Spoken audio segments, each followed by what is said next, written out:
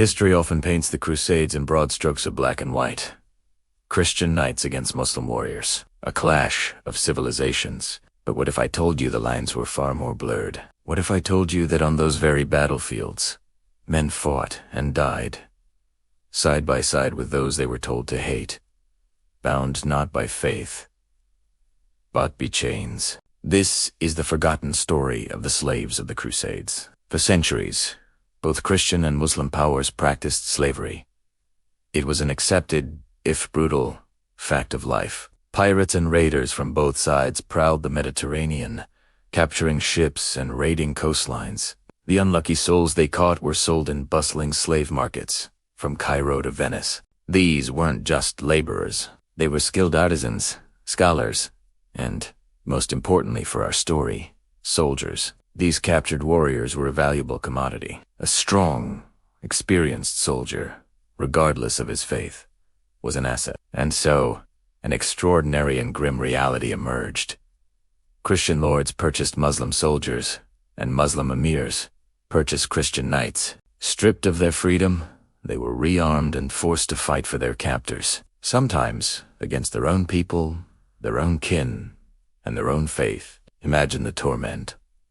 A Christian knight, sworn to defend his faith, now marching under a Muslim banner, or a devout Muslim, forced to raise a sword against his brothers in the name of a Crusader lord. This was the dark paradox.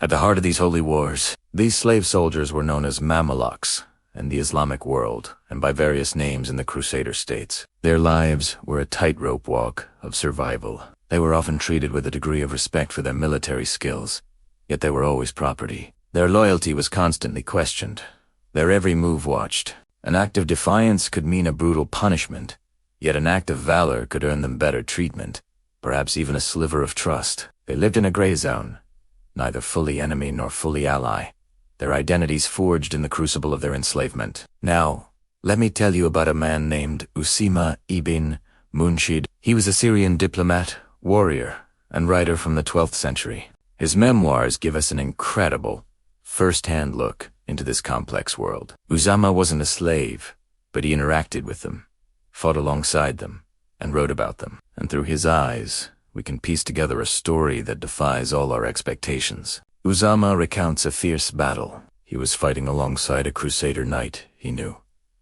A man who, like many Franks in the East, had adapted to local life. This knight owned a formidable Muslim slave, a warrior captured in a previous conflict. In the heat of the fight, the Crusader knight was unhorsed and surrounded. His own soldiers were scattered, and death seemed certain. His enemies closed in, their swords raised for the final blow. Suddenly a figure burst through the chaos. It was the knight's Muslim slave. He fought with the fury of a cornered lion, his blade a blur of motion. He carved a path through the attackers, shielding his master with his own body. He wasn't just defending a piece of property. He was defending a man. Against all odds, the slave single-handedly drove back the enemy, giving his master the precious seconds he needed to get back on his feet. The knight was saved, not by a fellow Christian, not by a brother in arms, but by the man he owned, a man who shared none of his faith, but all of his humanity. Why? Why would he do it? Usama doesn't give us a simple answer, because there isn't one. Was it fear of punishment if his master died?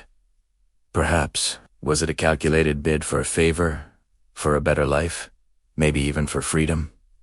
It's possible, but I think there's something deeper at play. In the daily grind of life, in the shared dangers of the battlefield, a bond had formed between these two men. It was a bond that transcended the labels of master and slave, Christian and Muslim. In that critical moment, the slave didn't see a Crusader master. He saw a comrade, a person whose life was worth saving.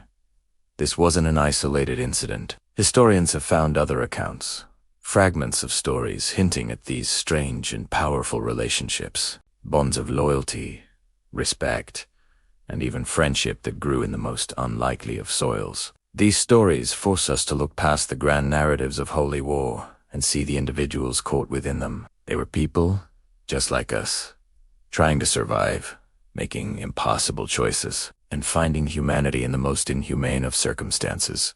The story of the knight and his slave is a powerful reminder that history is never simple. It's a messy, complicated, and deeply human affair. The Crusades were not just a clash of armies, but a tangled web of individual lives, filled with cruelty and compassion, hatred and unexpected loyalty. The chains they wore were real, but sometimes the bonds that formed between them were even stronger. Thank you so much for joining me on this journey into the past. If you found this story as fascinating as I do, please hit that like button and subscribe for more hidden histories. Let me know your thoughts in the comments below. See you next time.